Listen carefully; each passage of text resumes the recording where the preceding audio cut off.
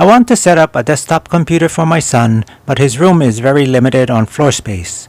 What I decided to do is see if I can mount everything to the wall so that the only thing that will need a desk is the keyboard and mouse. I've never seen this done before, but it sounds easy enough. Stay tuned for my version of the wall-mounted computer next.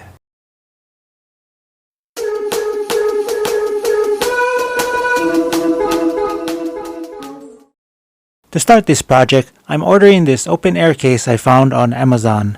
I like the open design for quick access to the internals, but I'll probably have to jerry-rig something to mount it to the wall.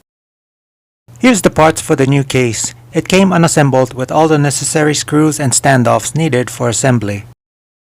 The case does come with instructions for assembly, but assembly is pretty straightforward once you figure out what two edges of the case go together. After that, it's just a matter of screwing everything together. I still have to dry fit my motherboard to the case so I can figure out which standoff holes to use. I'll also have to dry fit all the parts that attach to the case to confirm everything fits in the case the way I think they're supposed to. The main thing I want to check is how far my RTX 3070 will stick out past the end of the case so I know how much clearance to allow for when mounting the case to the wall.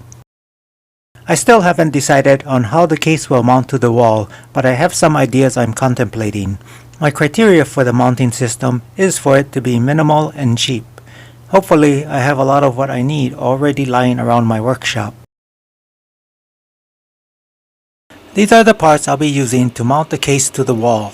I've used these exact products to mount shelving before. It's easy to install and handles up to about 50 pounds very well, so I'm thinking it should work well for securing the computer to the wall.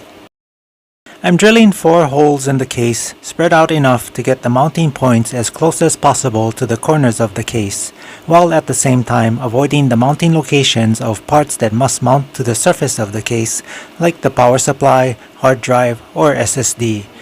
The size of the hole is just large enough to fit the number 10 panhead screws I'm using to secure the case to the wall. To help keep the case steady while I use it as a template to drill the holes in the wall, I mounted a strip of wood to the wall using 2-sided carpet tape. The wood serves as a fence to rest the case against during drilling. The drill bit I'm using is the same one from drilling the case.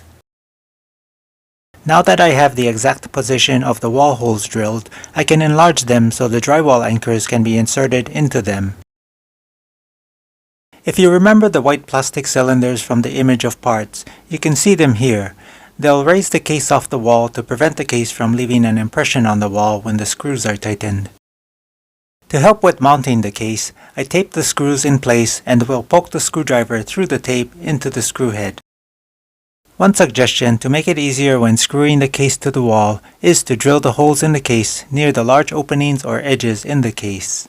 This makes it easier for me to see the anchor point on the wall I'm screwing into. Here's the completed mounting. I'm going to install the computer parts off camera since this isn't a computer build video. This is the completed wall-mounted computer system. Because my son's PVC dinner tray is not meant to carry lots of weight, I had to mount an additional shelf on the wall just for the monitor. Luckily, there was still space below the monitor shelf where his dinner tray could still slide in underneath. Something I liked about this project that I don't think about very often is the idea of making use of vertical space that would have otherwise taken up floor space that can sometimes be limited. My son's bedroom is tiny and he's only ever had a laptop, which he can easily use on his dinner tray in one corner of his room. Ever since his laptop gave out on him, he's been pretty down not having any computer.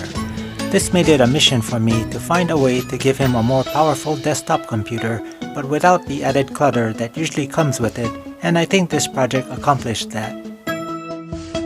Maybe this project can give you ideas for freeing up space in your home. Leave any questions or comments you have in the comment section down below. That's all I have for now, and I'll catch you in the next video.